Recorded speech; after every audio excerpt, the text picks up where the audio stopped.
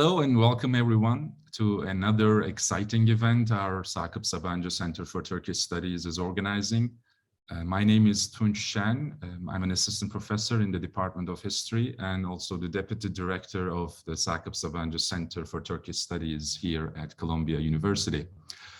It is our great pleasure to host three wonderful guests today.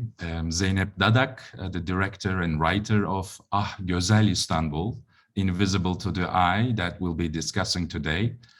Professor Cemal Kafadar and Fatih Özgüven. Today's panel is the sixth and final meeting of our year-long Turkey Through Its Cinema series of conversations. It's been a tremendous experience to host the creators of the movies we love, together with eminent and film critics and culture critics.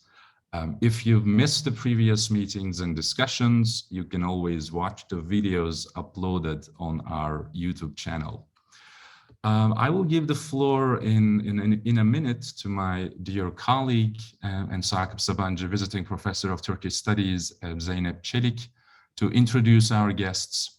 But let me express our gratitude, as usual, to Sakıp Sabancı family for their invaluable support to promote Ottoman and Turkish studies here in New York and beyond. I should also thank Columbia Global Centers Istanbul for co-sponsoring today's event and the year-long film series. And many thanks to Ararat Şekeryan, our center's program manager, and Seden Gürlek from Columbia Global Centers Istanbul for their technical support. So without further ado, I'm now turning to Professor Zeynep Çelebi to introduce our guests today. Thank you, Tunç.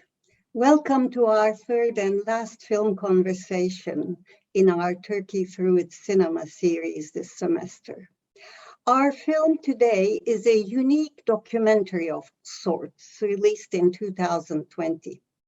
Titled Gözel Istanbul, Invisible to the Eye, and based on Eremya Çelebi Kömürcüyan's cherished account of Istanbul, it offers a layered picture of the city, subtly interlacing its 17th century history with later realities. Zeynep Dadak, the director, holds a PhD from the Cinema Studies Department at NYU's Tisch School of the Arts. Her debut feature film, Mavi Dalga, The Blue Wave, 2013, had its international premiere at 64th Berlin Film Festival, receiving many awards in and outside Turkey. Gözel Istanbul was screened at prestigious film festivals such as Rotterdam, Sheffield, Dokufest, San Francisco, and Jeonju. Dadak was selected for the Median Board Artist in Residence in Berlin in 2018 and Berlin Senate's Weltoffenness program in 2019. She directed a mini-series called Therapist in 2021. She teaches film classes and workshops worldwide, and currently she is based in Berlin and Istanbul. Dadak is currently working on a new film, Electric Sleep. We can't wait to see it. Cemal Kafadar is Vehbi Koç Professor of Turkish Studies at Harvard University. He works on the social and cultural history of the Middle East and Southeastern Europe in late medieval, early modern era. His publications include Between Two Worlds, The Construction of the Ottoman State, 1995, translated into Greek and Turkish, the latter by our very own Tunç Şen. He is also the author of Kendine Ait Bir Roma, Diyarımda Kültürel Coğrafya ve Kimlik Üzerine. If I may translate it, it would be A Rome of His Own, Cultural Geography and Identity in the Land of Rome, 2017. Recently, he co-edited Treasures of Knowledge, an inventory of the Ottoman Palace Library, 1502-1503, and this co-edited volume came out in 2019. In addition, he co-authored numerous essays on topics as diverse as coffee consumption in early modern Istanbul and Eremya Çelebi's encounters with the arts of the Franks. Professor Kafadar has a long-term involvement in cinema. He curated a program, Rebels, Saints, and Troubadours, for the Istanbul International Film Festival in 2009, and worked closely on the conception and production of two historical documentaries, Inspirations, 2005, on Sheikh Bedrettin, an Ottoman intellectual executed for his ideas, and Invisible to the Eye, the subject of our discussion today. Fatih Özgüven is a graduate of Istanbul University, Faculty of Literature, Department of English Language and Literature. He worked as editor and advisor in various publishing houses and translated many literary works into Turkish, among them those by Kundera, Mann, Nabokov, Bernhard, and Woolf. Since 1982, Mr. Özgüven has written columns and film criticism in many newspapers. He lectures on cinema and contributes to several film magazines in Turkey. His film criticism has also been published in France, United Kingdom, and the USA. Currently, he's a lecturer in Bilgi University at the Department of Film and Television. Since the 2000s, he published 4 collections of short stories. Their titles are Something Happens, I Never Meant to, Stories of Who Always Wanted to Write, and Küçük Burun. Let me start with a question to Zeynep Dadak, after which we can go to wherever the conversation takes us. I know we will not be short on topics. Before Ah Gözel Istanbul, we had a conversation on a classic Turkish film from 1966, Ah Gözel Istanbul by Atıf Yılmaz. I think I'm correct in assuming that the title of your film makes a reference to that one, albeit tweaking it considerably. Could you please say a few words on your choice of words here?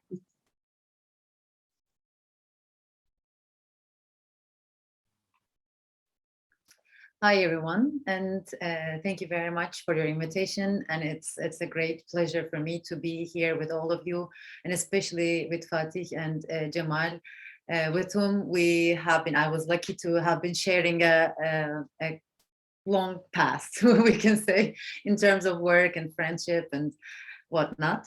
So, and I mean, the answer of this question also ties back to Cemal and our collaboration in Ah Gözel Istanbul. But I can briefly maybe summarize how I try to incorporate my references into the film. Basically, we did a thorough research of how Istanbul was represented over centuries in different art forms. And of course, film has become a very important part of it, not only in Turkish cinema, but also, for example, a film like Les Mortels by Alain Robbe-Grillet or Maurice Piala's Istanbul films were highly influential and inspiring for me to make this film. And of course, I watched Ah Gözel Istanbul many times, and I love that film. But at the same time, I am slightly disturbed by its very nostalgic take on the city. So as Cemal and I have been talking about the film, that was one of the things we kind of knew from the very start, that, you know, this was not a nostalgic look. This was not a nostalgic gaze. Instead, it was Kömürcüyan's ways of looking, seeing the city itself actually really gave way to the very inception of this film.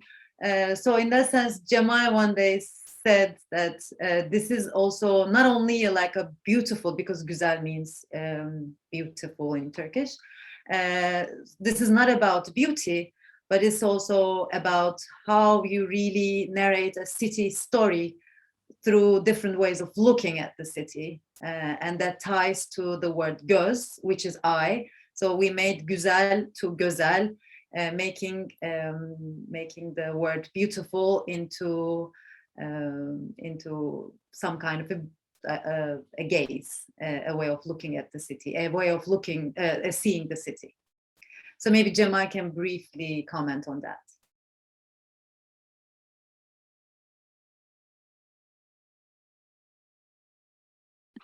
Unmute. No, you said it, Zeynep. That's really it. It's a different, at least for the 17th century, novel way of writing about the city. We thought as if Eremya Çelebi had a camera in his hand. It's a pre-cameratic kind of depiction before the invention of the camera. And that happens to be actually something that people have observed with regard to other parts of the early modern world, where new techniques of cartography and new techniques of depiction, not to be teleological about it, anticipate the eventual camera gaze. And in that sense, Eremya Çelebi was simply one of the most original, one of the most entertaining, and one of the most vibrantly visual readings that we wanted to honor.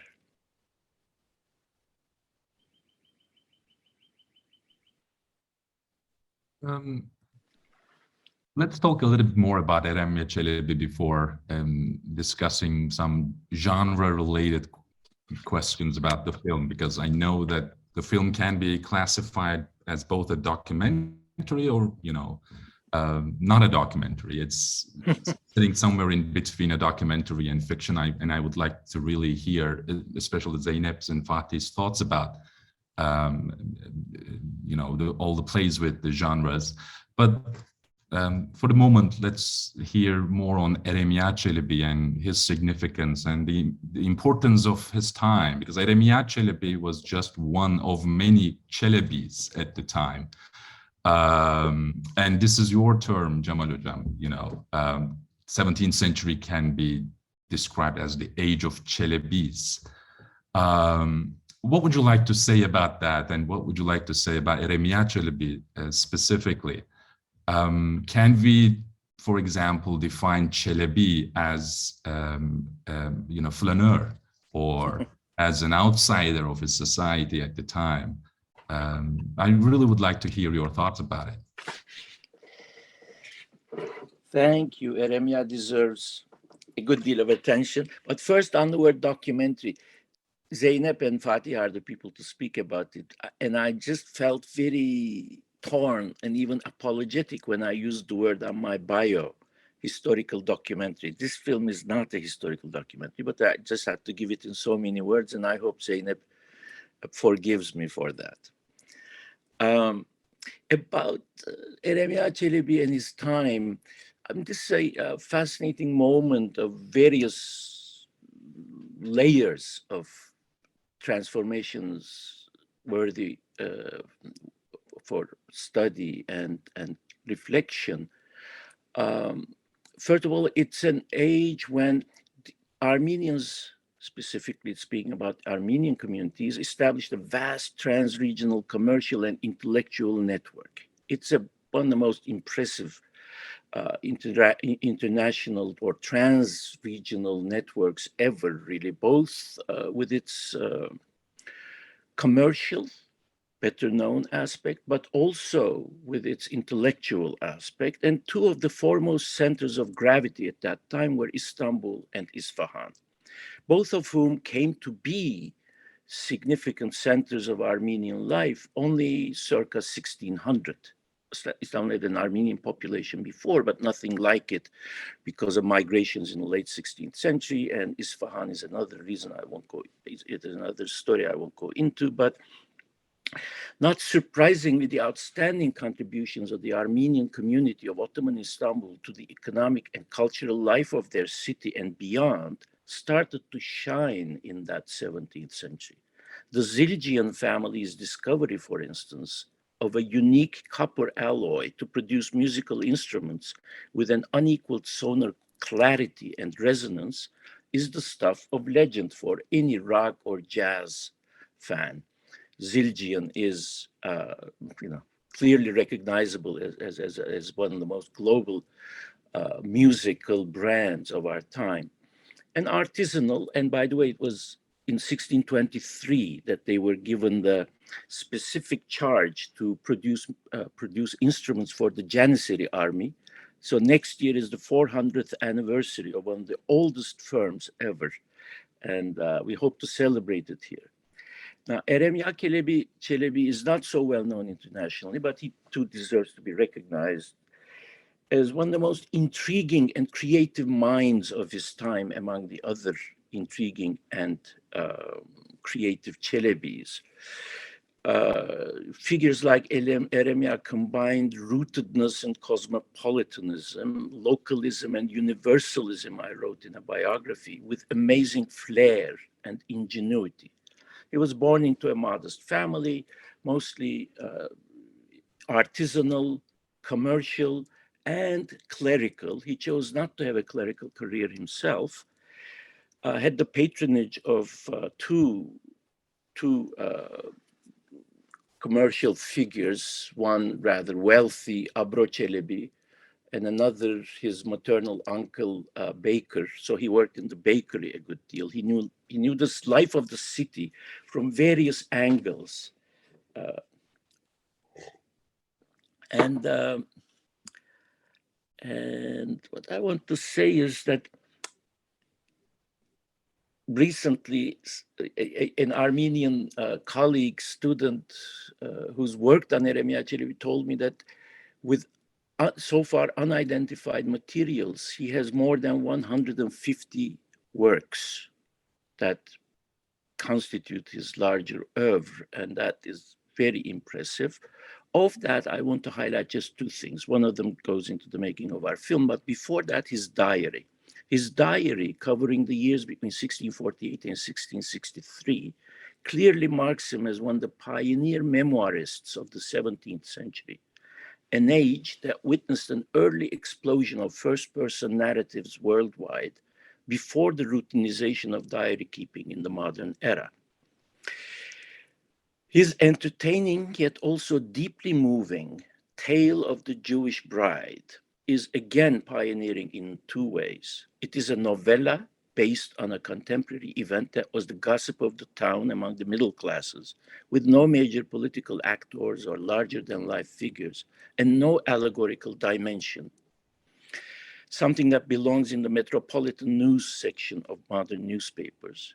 This kind of literature, too, was emerging as a worldwide trend only then in the hands of authors like Eremya or Saikaku Ihara of Japan, who is better known to readers of world literature and, of course, to students of cinema.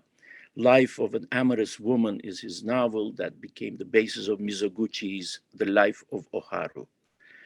Now, in The Tale of the Jewish Bride, which Eremya published in two different languages, first in Greek and then in Turkish, he also, I think, experiments with the genre of a libretto in the age of early opera. The word opera was used first in English in 1644, and Eremya, just a couple of decades after that, was using it in a Turkish text. That is his Tale of the Jewish Bride.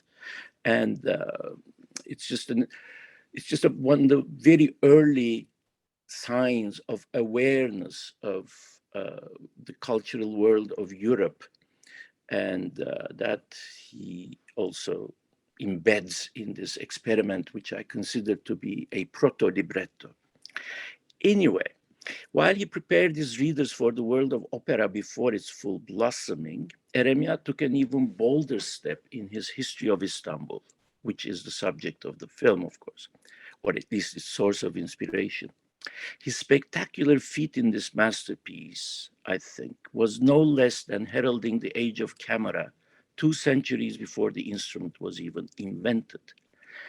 This grand act of ingenuity, presented in a matter-of-factly manner, is highly appropriate to the task of documenting and revealing the quotidian, but also to documenting and depicting a city that was, from the 16th century onwards at least, meant to be appreciated as a site.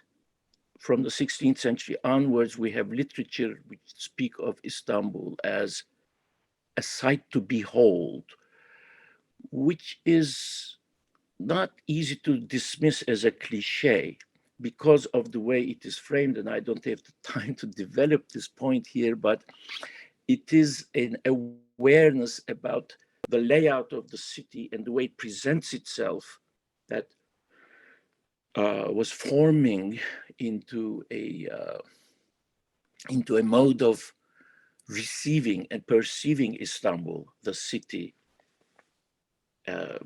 comprehensively rather than a specific building or a specific cluster of buildings.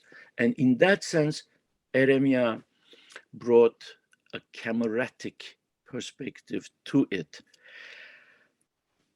And a Çelebi way of looking at the world in general, Tunç, I already spoke too much, but I wanted to get this out, for I, as you can see, am full of excitement about Eremya Çelebi and how we ought to keep reading and reinterpreting his stuff, along with other Çelebis of his time who were mostly, again, combining that sense of rootedness and a cosmopolitan awareness of the larger world with its new bodies of learning in geography and cartography. Eremya, by the way, is one of the first to ever do a map of the Armenian world, of the world of the Armenians. And that is a late 17th century map that is just one of the earliest of its kind. I should shut up.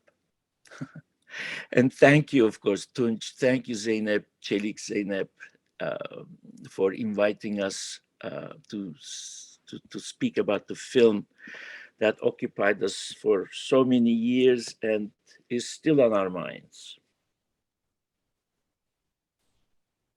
It will be on our minds too in the years to come. Let me turn to Zeynep and Fatih at this moment. I mean, yes, Eremya Çelebi's history of Istanbul is the main source of inspiration, but there are multiple layers of narration, you know, and sometimes your own voice mixes with Eremya Çelebi's voice. I mean, there are voiceovers, there are narrators, there are interviewees feeding a multi-layered narrative of the film.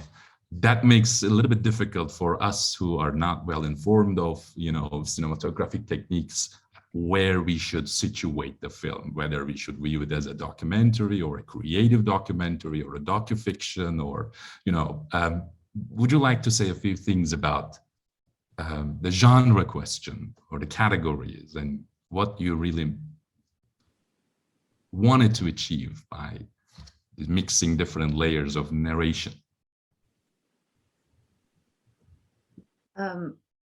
I can briefly talk about what I had in mind, and then maybe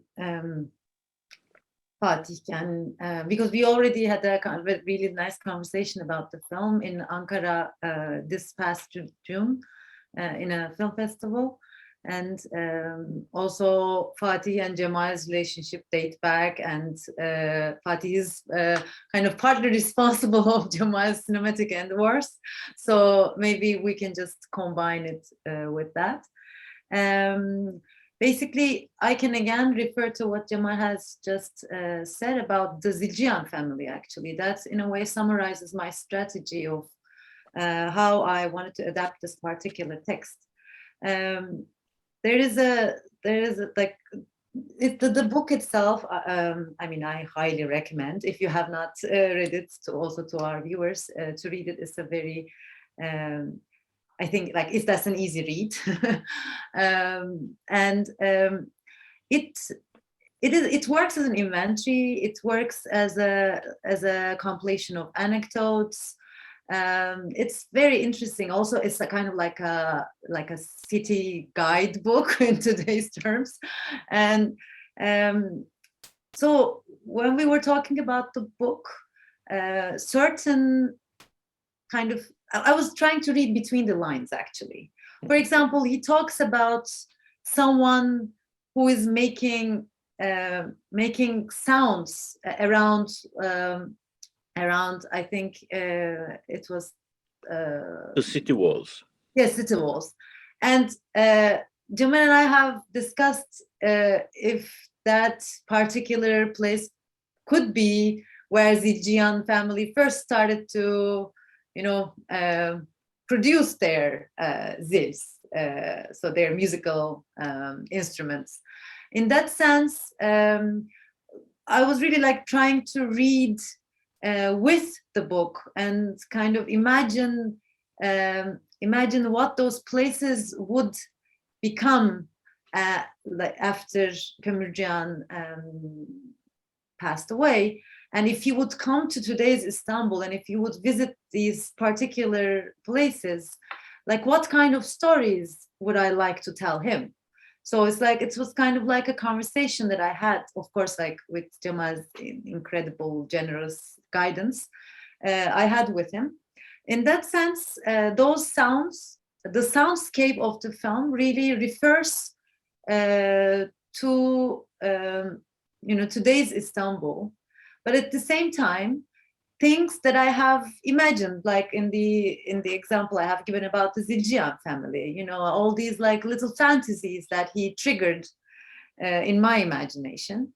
So in that sense, I didn't necessarily want the audience to focus on the story and like follow everything bit by bit, but really like the film itself is a flow.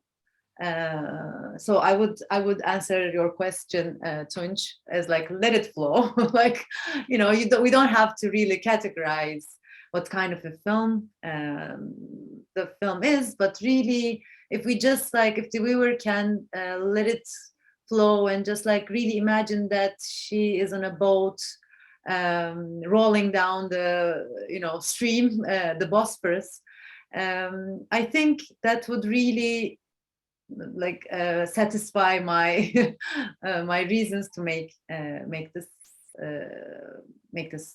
documentary. And I mean, before I give it to Fatih, I can also add that the film, I never imagined the film only as a film about visual pleasure, but really about how we can really communicate with other artists or intellectuals from different times in history, and also I was like mesmerized by the ways in which Kömürcühan was describing Istanbul as a water city, like how it was necessarily like in a way described through the waters around it, including Bosphorus, the Black Sea, Marmara Sea, and the rivers inside. So in that sense, my two cinematic strategies were create a visual lens that I could really, in a way, try to reenact his ways of looking, but at the same time, the flowing like frame was as important as the initial one. So basically, it's kind of like a film set in waters, and it really tries to describe a certain type of visual pleasure.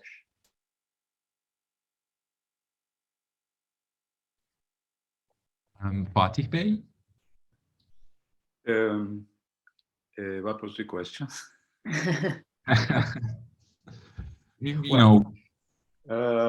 Where do you situate the film in terms of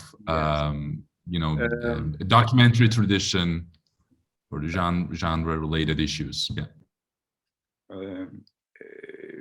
Actually, the curious thing about strolling alongside Kömürcüyan through Istanbul is that it resembles very much walking around Istanbul with Cemal Çelebi, which is almost as exciting to do.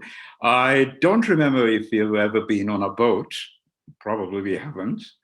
But he's a great walker. So am I. And it's a kind of Kömürcüyan kind of, not moment, but hours of going around and at the same time talking about this and that, visiting galleries, publishing houses we both know, or he takes us and takes me to a place. He goes to a gallery, likes a painting, maybe buys a small sketch, this and that. So actually the film is, or the way he conceives of Kömürcüyan is more or less in this spirit. And that's what I always cherish most, not only in this film, but going around with Cemal as well. How I made his acquaintance is a story beginning with the 2000s. He invited me and a colleague of mine, Gökçe, to a conference, Turkish Cinema conference again, in Harvard. Of course, I heard of him and read the Asiye Hatun book. But there, when I was in Harvard for the lecture, I had the fortune to lay my hands on the photocopies of his other essays, which were really very exciting because they were something I have always liked to read. It was a way of looking at history between history writing and storytelling, which is amazing. And it's not popular history, it's not academic writing per se, but it is a way of looking at this and that through the eyes of the characters, protagonists, which is remarkable. And that's what makes his writing, I'm not going to say similar to Kömürcüyan, but certainly in that vein. This kind of writing is very rare in Turkish, in the classical Turkish way of looking at history, to imagine history using the few scraps you get hold of, and to turn them into a kind of story based on a certain kind of truth. What comes to my mind is writing a piece by Ahmet Hamdi Tanpınar, who I admire for many other reasons. It's a piece called Bajazet, Bajazet. In that piece, Tanpınar imagines that an Ottoman clerk goes to watch a performance of Racine's Bajazet in the French embassy. And he compares the facts about kings and queens and emperors and this and that with his own society, which is remarkable. Tanpınar imagines a character which could have been present at the performance in the French embassy. The performance itself is a fact, apparently, but how he goes around the subject and imagines what the clerk might have thought when he was performing, when he was watching the performance, is really remarkable. It's a one-of-a-kind thing. That kind of spirit is always present in Cemal's writing too. And so together we have compiled 4 of his essays or pieces, let's say, to form the book called Kim Varmış Biz Orada Yokken. And the remarkable thing, as the title says as well, is Cemal's curiosity about who was there when we were not there, as the title would translate. That is a kind of curiosity based on a curiosity of the lives of others, not only contemporary, but also ages away, let's say. And because he's very much interested in the quotidian, as he himself said about Kömürcüyan, these essays are always informed with that curiosity about people, places, and little scraps of things, how what kind of belongings would be in the bag of an Ottoman merchant or something like that. So the title was apt, really, because this curiosity informs his kind of writing, his kind of walking, his kind of visiting different places, and also his kind of interest in cinema.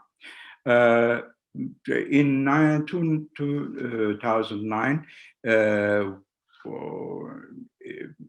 the then directors of the Istanbul Film Festival, Azize Tan, wanted him to prepare a program for the Istanbul Film Festival. And that program, as you have mentioned, I think, or Zeynep Hanım mentioned, was called Rebels, Troubadours, and Saints, reflecting different aspects of rebeldom or troubadourhood or sainthood in different films, but largely based on the stories of the characters themselves. I remember he chose films not only for the historical, the significance and or the importance of the historical events themselves, but for the very role the characters played in these events, let's say. Sometimes it could be like an uprising, like Michael Kohlhaas. I don't know. We have shown whether we have shown this film. We wanted to. Cemal, yeah, we couldn't. Volker Schlöndorff doesn't. But he was very much interested in Volker Schlöndorff's Michael Kohlhaas for the very reason of the role of the individual. And he was also interested, as I think he mentioned, the life of Oharu, the Japanese concubine story, for the same reason, how the character's fate, as we would say, played a part in the whole palace complex structure of the Japanese society of that time. He was also very much interested in more contemporary stuff. And we have also chosen some more contemporary films, also Turkish films, somewhat neglected until that point. Was it Karacaoğlan's Karacaoğlan and Karacaoğlan? Kızılırmak Karakoyun. Kızılırmak Karakoyun was one of them, and a film about Karacaoğlan was the other. Yes. And the title of the book comes from a poem of Karacaoğlan. Anyway, wouldn't you? Yes.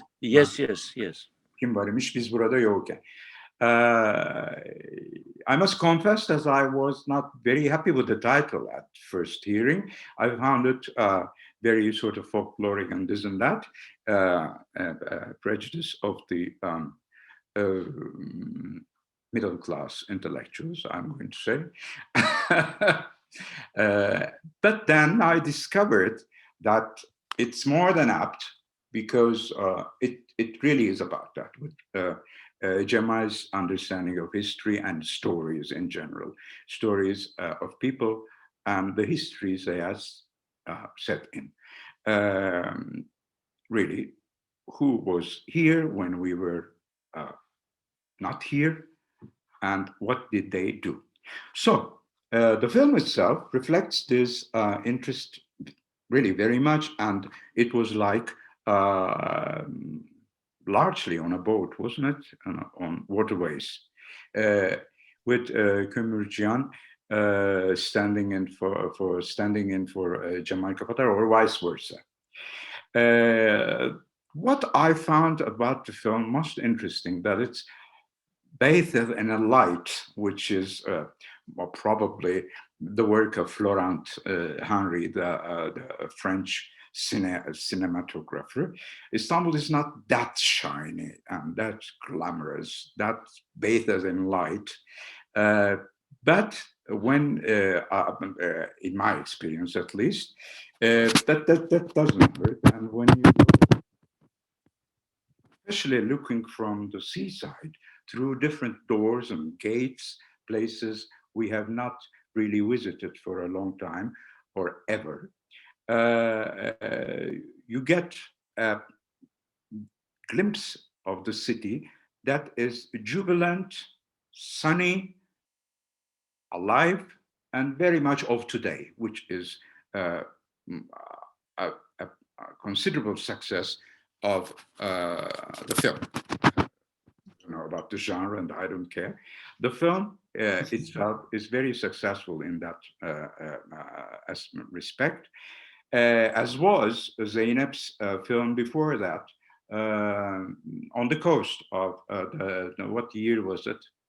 2010, 11. 2010, because Zeynep was the ideal person to collaborate on this subject, the Kömürcüyan, probably, but because in that film too, on that coast, she looks at the city, or the seaside city, or sea resort, seaside resort, was it, or the city itself? Anyway, No, it was a seaside. It was a small town, like a seaside, sea town called Erikli in Sarosköy. Yes, she was looking at that particular scenery, let's say, from the sea, and depending on its relationship with the sea. That's important, I find, because on the coast is about the life, the daily life, the quotidian life of a coast. And the coast informs the land, the sea, and vice versa, and this and that. People live according to the coming and going of the sea, according to what people do on seaside resorts normally, or what they do, things they can do, things we cannot begin to imagine, like the transvestite in a cafe singing and dancing for the public, which I found really interesting. And so it's, I think, a very good collaboration between a person who has this interest in the stories that feed history, if you like, in large letters, and a director who can look at a city or at land from the seaside. That makes the film quite interesting, in my opinion. By the way, let me briefly mention that the On the Coast is available on YouTube and Vimeo on internet, and also I had a wonderful collaborator in that film, Merve Kayan. I would also like to mention it's a co-directed film with Merve Kayan, as was The Blue Wave, I think. Yes. Yes. It's a remarkable piece of filmmaking. I don't know how to classify it, and I don't know if it's necessary to classify such an effort.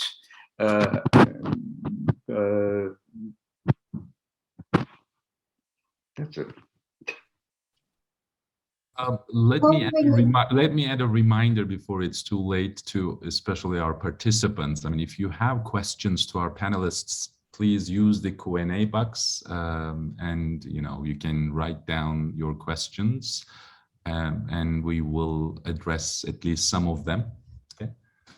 Sorry, Zeynep Hocam, go ahead. It's fine. I was going to follow up on Fatih's comments. Watching the film, I came across a duality that I very much know from other authors, but I do not know. I only know the modern period. I do not know the pre-modern period so well. It is this view of the city from the outside, from the sea, versus what happens in the inside. And I think you did a very intriguing job by taking us inside the city through those gates. I'm wondering if you want to elaborate a little bit more on this duality. It is really another city from the outside. It may not be as glorious as the travelers describe it, but it is. And you seem to punctuate that. It's a city, for my part, I haven't seen from the sea. I mean, some parts, especially the beginning. I never went through that gate or whatever it is, and it's a city, as we always say, informed by the sea very much, with its by its relationship with the sea, but that the film takes us through the gates into the city, and sometimes flies over the waterways, like in the Gözel part, wasn't it? Is I think a remarkable feat, which reminds us that Istanbul is a city surrounded by the sea, and it's not just a cliche, it's a fact. That's what is remarkable about that aspect of the film, I find. If I have understood your question correctly, or if you can elaborate, I would like to further answer. I would like Zeynep Dadak to talk about it a little bit, because she very deliberately stuck to the exterior image of the city and then took us inside. In fact, I found it very striking that from the Byzantine walls, we go into the bustling contemporary streets, and it's a very abrupt transition there. Is it? I thought it was very slow. No, I did not. I'm not using abrupt in a negative sense, but I'm saying it was a surprise. Yeah, don't we see the cars? Yes, yes. So I'm wondering if Zeynep would like to speak to that a little bit more, the two images. And we read this over and over and over. In fact, travelers who come to Istanbul, they see it from outside and all go, oh, it's so wonderful. And then when we walk into the neighborhoods, what a mess. I'm not saying this is what the movie is doing, but I think the duality is being powerfully conveyed in this movie. Mm-hmm. At least the way I saw it, but I may be wrong. No, I like that. It's very true. Actually, it's also about like how Kömürcüan narrated his account. That's also something Cemal and I have been talked about a lot. when Cemal said as if he has a camera at hand, that included camera movements actually, because he says that he always stays on the boat, but then he starts describing this really intricate like stories about like a particular person or a location. And if he's on a boat, it's kind of impossible for him to see through.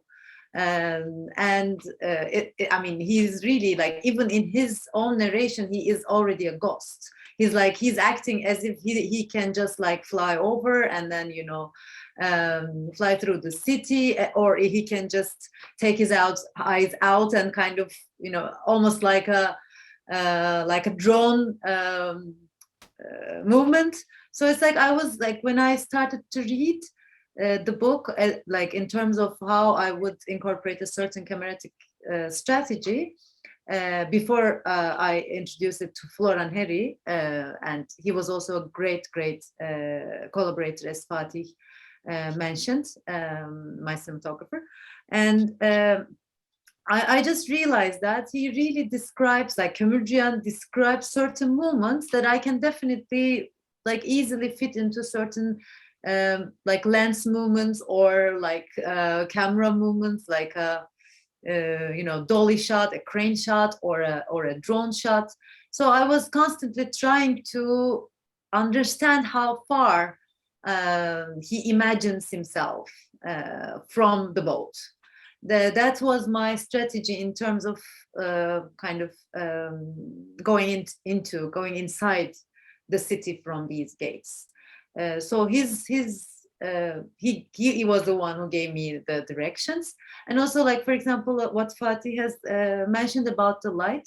Also, Cemal had brought that to my attention a few times, that he had a particular light code in the book. Again, like, for example, when he describes people are going to work in the morning towards Eminönü, he doesn't even say the location, but he describes the light. He says the sun is coming like on them, and then you imagine, like, so that must be they must be going towards Eminönü. So even if you don't really read the names of that particular neighborhood, if you follow the light cues in the book, you can really orient yourself, and you can really understand where you're at in the city, which I find fascinating.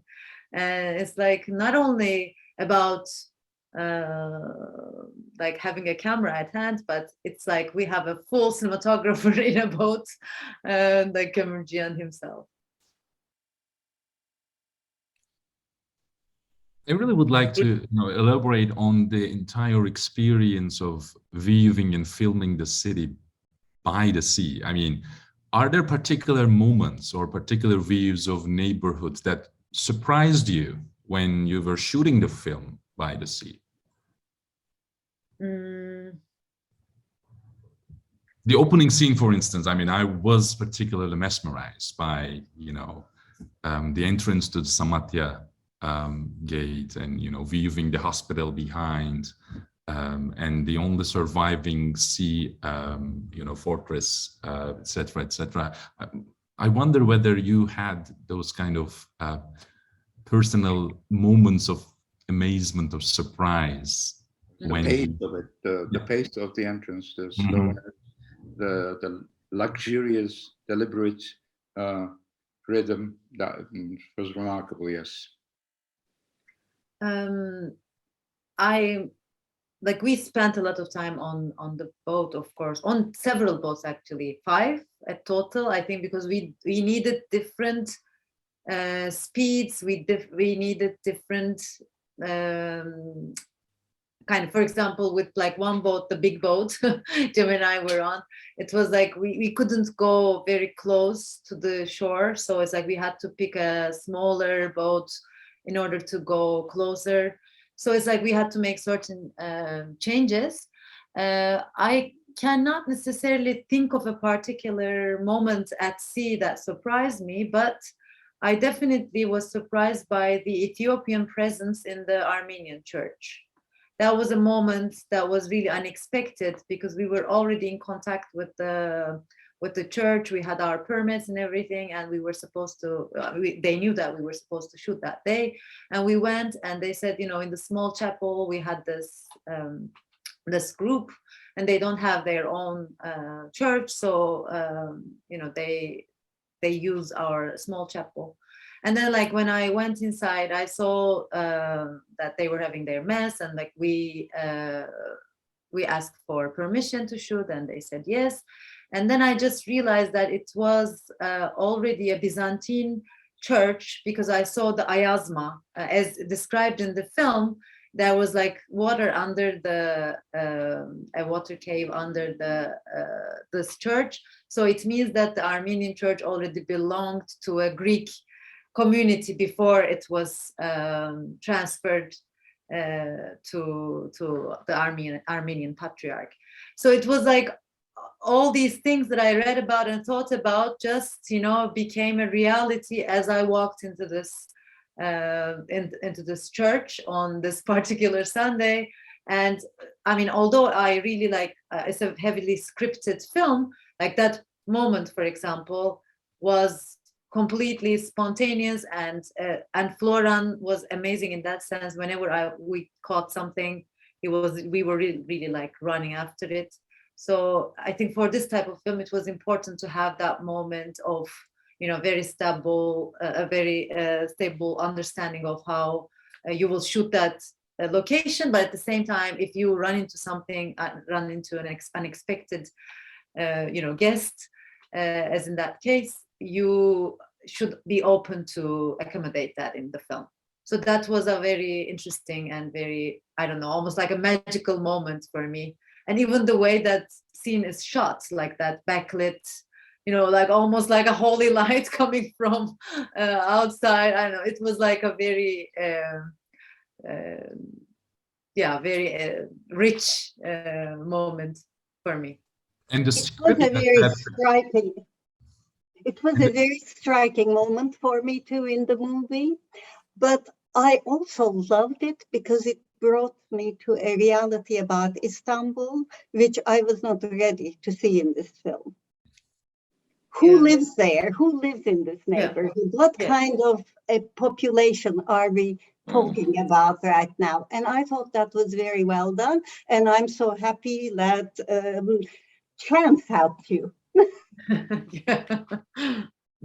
And the script at the very, I'm sorry, Cemal Hocam, the script at that very moment perfectly overlapped, I believe, with the scene, just because Eremya was talking at the moment about gurbet, the idea of longing for one's homeland and the immigrants. And Eremya Çelebi can also be defined as an immigrant because his family came all the way to Western Anatolia after the Büyük Kaçkın of the late 16th century.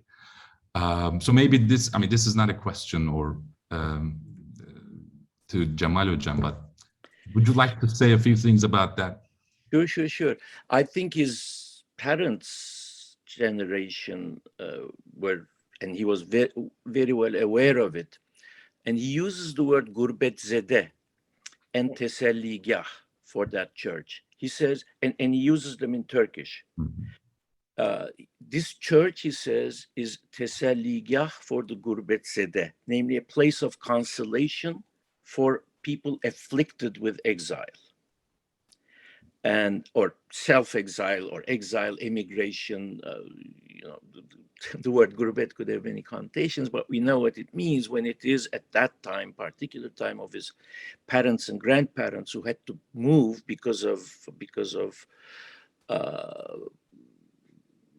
unrest in the countryside and Ottoman-Persian wars, which wreaked havoc in his grandparents' homeland in Ain area in the late 16th century. So that I wasn't there on that day, but seeing that scene was because I knew that he'd used those words, and those are very powerful words in my opinion, both of them. And because he felt the power of those words, he used them in Turkish. In the middle of an Armenian narrative, he chooses which words to which was to introduce into his otherwise Armenian text. And I saw that on the screen after Zeynep had mentioned it to me, and I was wowed. The music also.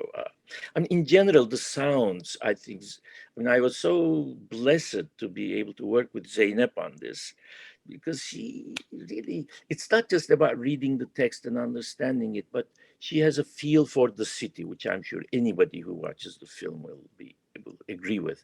And also with the sounds. And I thought the film was finished, and she told me she had to do some sound and color editing. I thought, come on. And it took a long time. And then I figured out why. The sound editing in the end, the awareness of the different sounds of the city to the degree one can bring them into the film. And of course, the music that was made for the film, some of it was, I thought worked very, very well together. There was a question from the audience, which I wanted to answer briefly, which is a very good question by Emre Kızılkaya about that I described Eremya Çelebi's cameratic observations. And he writes, we know that there are various ways of looking and seeing, the tourist gaze, the native gaze, the imperialist gaze, etc. Excellent observation, and a good question that follows. I think it's very much the native gaze that makes the work all the more remarkable, as I said, because to look at Istanbul as a site is celebrated worldwide as a foreigners, as an outsiders, and that's not to be belittled either, as a tourist's eventually gaze, let's say. This is not it. Either Latifi verbally in the 16th century or Eremya Çelebi cameratically verbally in the 17th century, or Evliya, but I don't have time to end that. They do have very much of a different gaze than that postcard gaze, which is now iconic.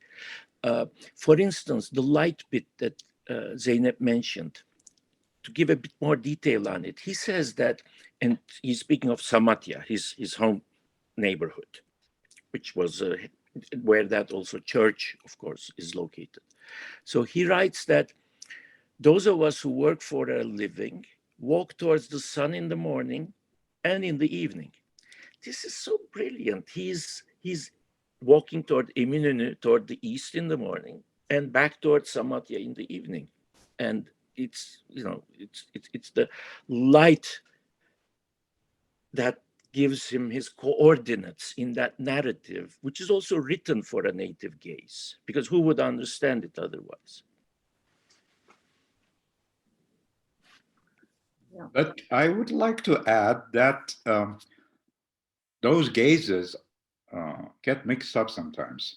The individualized gate and the postcard gate is in cities, or in Istanbul at least. I mean, sometimes you see a sunset and it's a brilliant sunset, and you think, maybe I should make a picture of this with your camera or something. Then you say, no, that would be too cliched when it's printed or something. The gaze is not only a matter of looking, probably a matter of feeling too, a matter of air, the noises around you, this and that. So the gaze is not innocent or totally on its own, relevant on its own. So those gazes get mixed up easily, and then make you think whether you're a tourist in your own city, although you've seen that sunset for 100 times. It's a matter of mood and atmosphere too, I find. And when you film it, or when you take a picture of it, suddenly it becomes a cliche. It may become a cliche. Mm-hmm. It depends on not only the light, but also on a long tradition of looking at the same site through different gazes, professional gazes, more mood-based gazes, descriptions of them. Let's not forget, for example, about Loti's descriptions of Istanbul. They are remarkable. They are like photographs taken of different sites, Çamlıca Tepesi and this and that. Narvals as well, of different troubadour cafes, etc. They are remarkable. And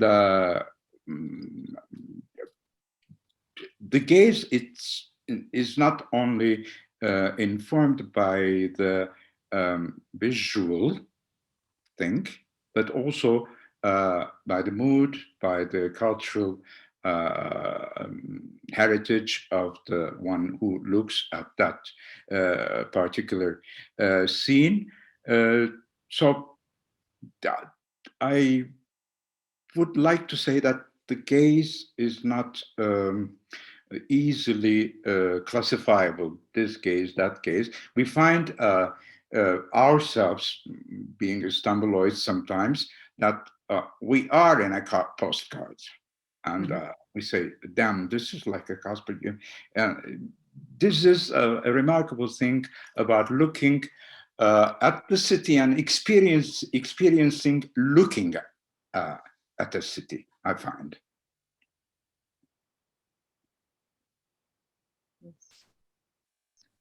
Can I ask something about whether we can add a nostalgic gaze as well to these number of gazes? I know you, in your initial remarks, Zeynep, said that Ah Güzel Istanbul of Atıf Yılmaz was extremely nostalgic in its way of looking. I said slightly, Tunç. Oh, slightly, I'm sorry.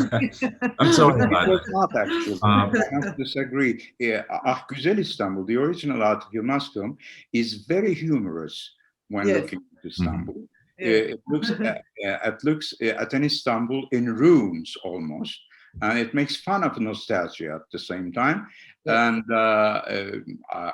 it's a black and white film, which doesn't, of course, greatly matter, but it makes huge fun of a certain idea of nostalgic Istanbul, which is very much fashionable today. As opposed to the time when Ah Güzel Istanbul was made.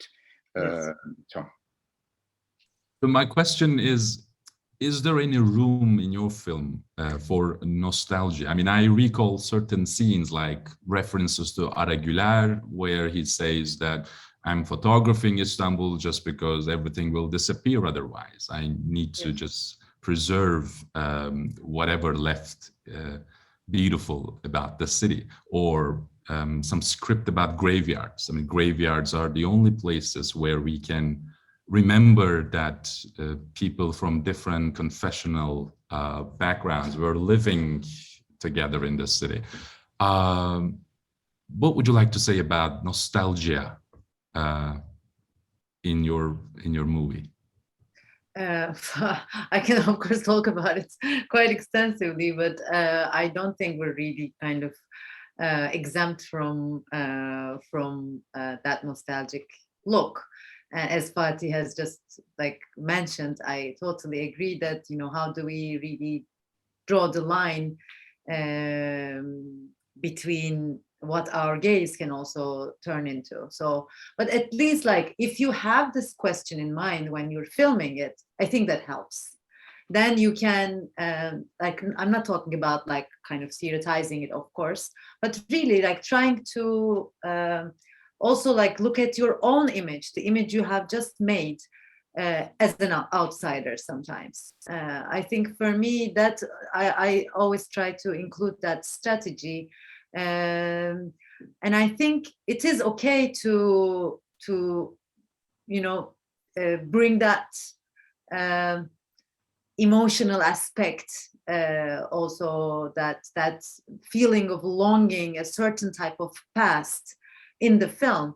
But to me, the most important thing is that it's like there is not a single moment of, you know, like the golden you know, city where everything was bright and, you know, great. So many people from different religious lived together. It was a cosmopolitan dream. It was not.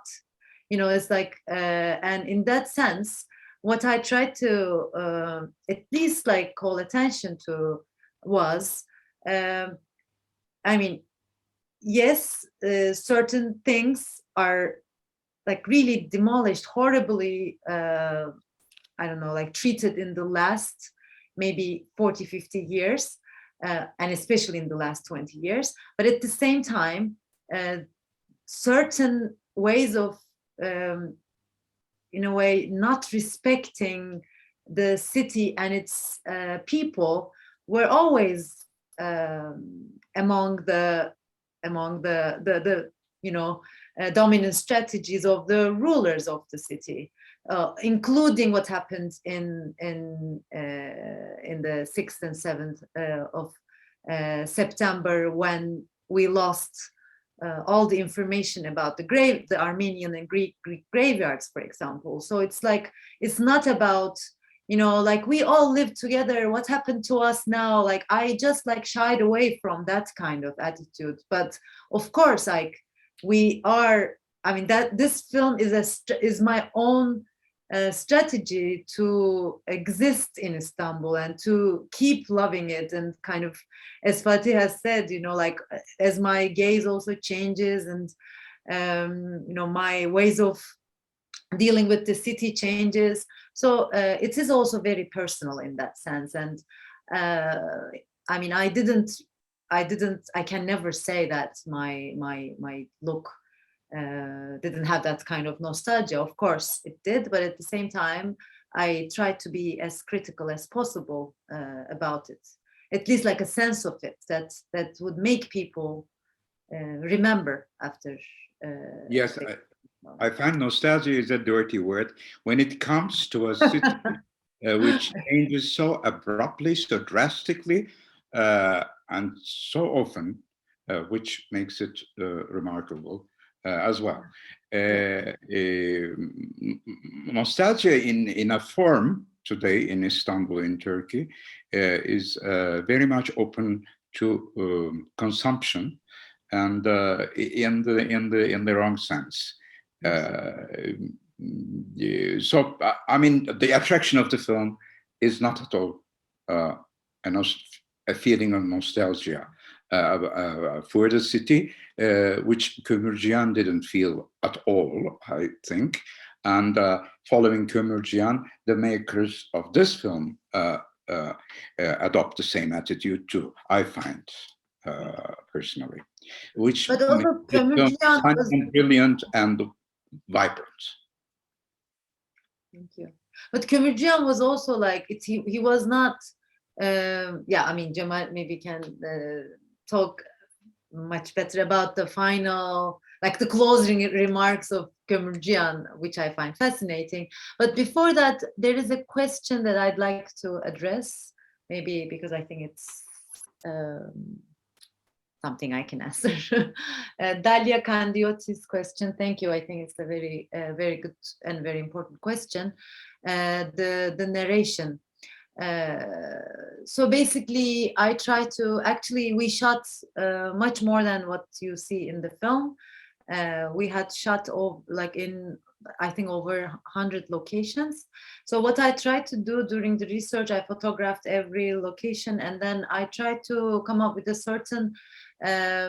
certain keyword, sometimes a story, sometimes a personality, sometimes a keyword, like Cemal has just mentioned, this whole like gurbet, for example, notion when it comes to his own neighborhood, Samatya, Kumkapı.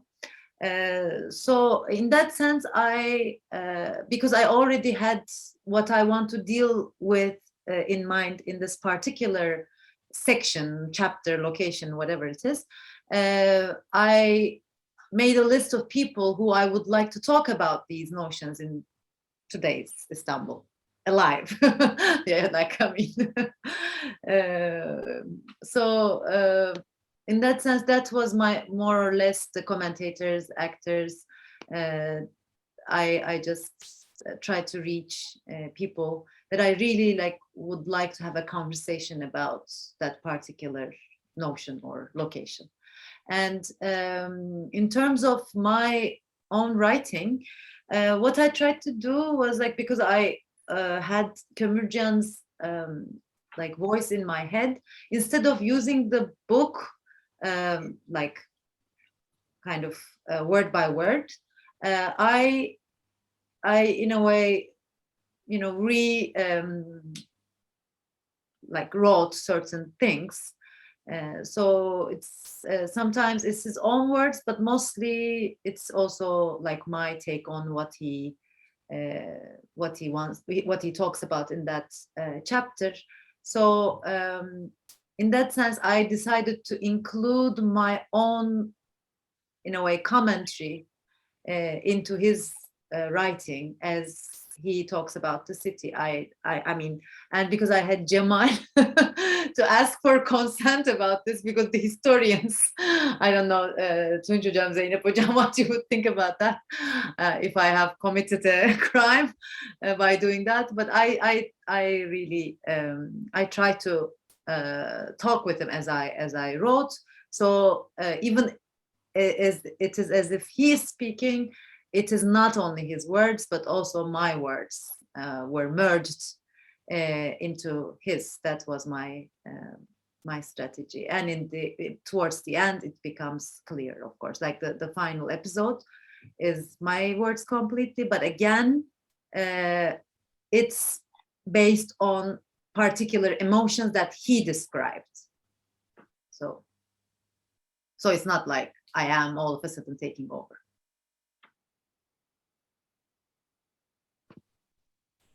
Zeynep, you said you have many more shots that you didn't use for this film. Do you have any plans to use them at all at some other time? Yeah, I've been thinking and talking about this for a while, so I hope, you know, I hope I can really do it.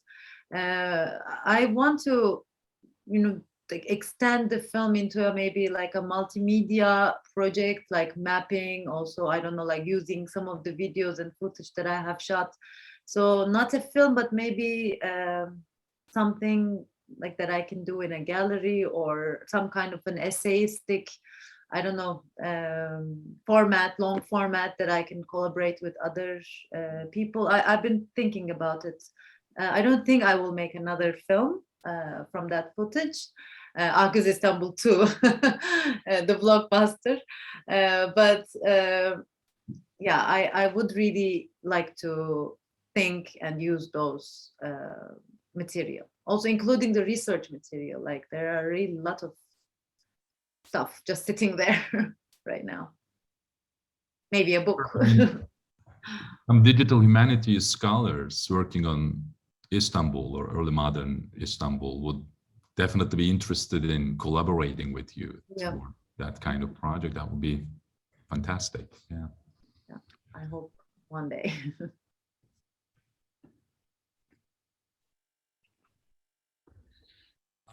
There is a question to you, Zeynep, from Gül Özyeğin, regarding the significance of gender as to our discussion on the question of gaze. Yes. Of course, it was one of the central questions and concerns I had. And that's why I really also imagined Kömürcan sometimes as a young girl, sometimes as a, you know, like a far off relative, like an old uncle or whatnot. I tried to really imagine him out of his body in a way, like but at the same time, of course, like coming back to today's Istanbul has a certain type of reality that as a woman on the street, when you walk, you still receive this kind of unavoidable, annoying gaze. And like, how do we really translate that into film? Like, these are all, of course, big questions I had in mind. But at the same time, that's why I really wanted to include this Asiye Hatun section at the end. I mean, I was always like in love with Fatih, the book Fatih had edited Cemal's book, and Asiye Hatun was already in that book, and And Cemal was generous enough to talk about that particular piece with Suna Kafadar. Suna is also a very, of course, very, very important collaborator in the film. And she started talking about like how important this type of first person narrative was important in terms of the also within the literal tradition and literary tradition. And so I think by transitioning into that narrative and also through the narration by changing the narrator, I thought, it is again another question. If this whole movie that we have just seen could have been like narrated by a woman walking the city, so like a blonde woman.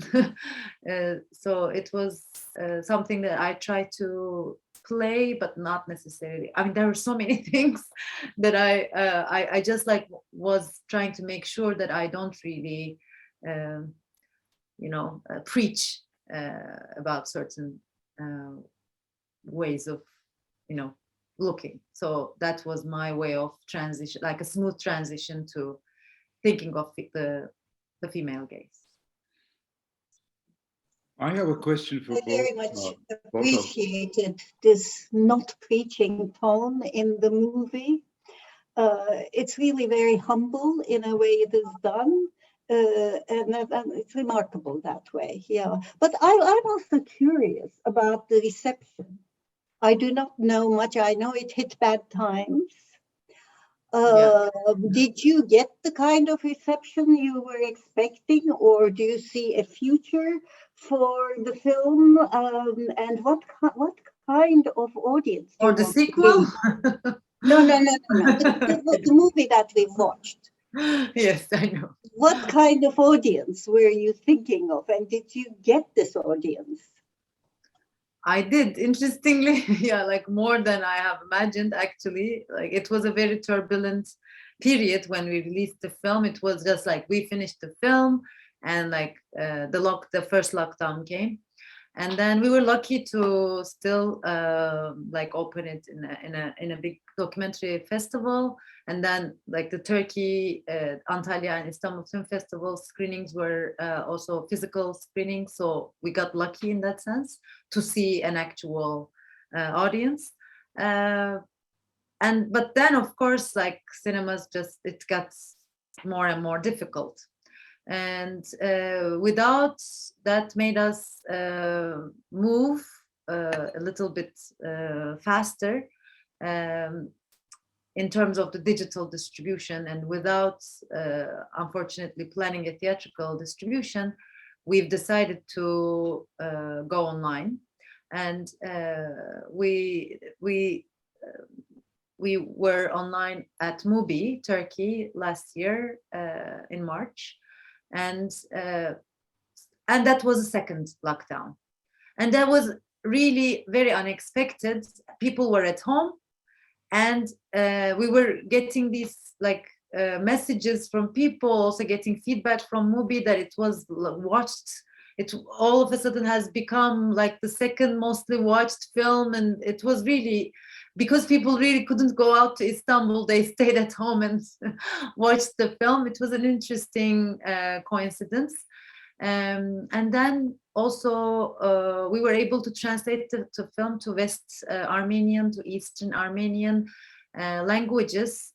So in that sense, within the Armenian community, we were able to reach out to different types of communities, especially diaspora communities. And also in Turkey, we had like great collaborators like Arasya Yayıncılık, Curating Foundation. So it was, in that sense, we were able to reach out to the communities we have anticipated. And also we were screened in France, Germany. We translated the film, but the reception in Turkey was really beyond what we have expected. This is really, I don't like saying this, but probably if we had a theatrical release first, we would have never reached so many people. So it's like really, it's another discussion, but we have to find a middle ground between the digital distribution and the theatrical distribution. Or a connection, not a middle ground. But. Can I ask something really quick about the Western Armenian and Eastern Armenian subtitles of the film that you're getting prepared? Are you going to use Eremya Çelebi's original text, or would the subtitles in Western Armenian and Eastern Armenian be made based on the Turkish translation made by Andreasyan? No, I mean, we also referred to the original text. Like both translators were also historians, so they were quite knowledgeable about like the original text. And also the institutions that supported us financially for the translation gave it extensive feedback. So the translation was a thing itself. Yeah. Luckily. We cannot thank you enough for this very, very engaging conversation and for the intelligent movie, for all your contributions. And thank you very much for accepting our invitation. We will repeat. Thank you. Thank you. I mean, nothing to add other than expressing how grateful we are for hosting you. I hope we can have another session in another time in person this time. We very much look forward to hosting you here in New York for another occasion maybe. Well, thank you so much for your time and wonderful comments and this vibrant conversation. Thank you. Thank you.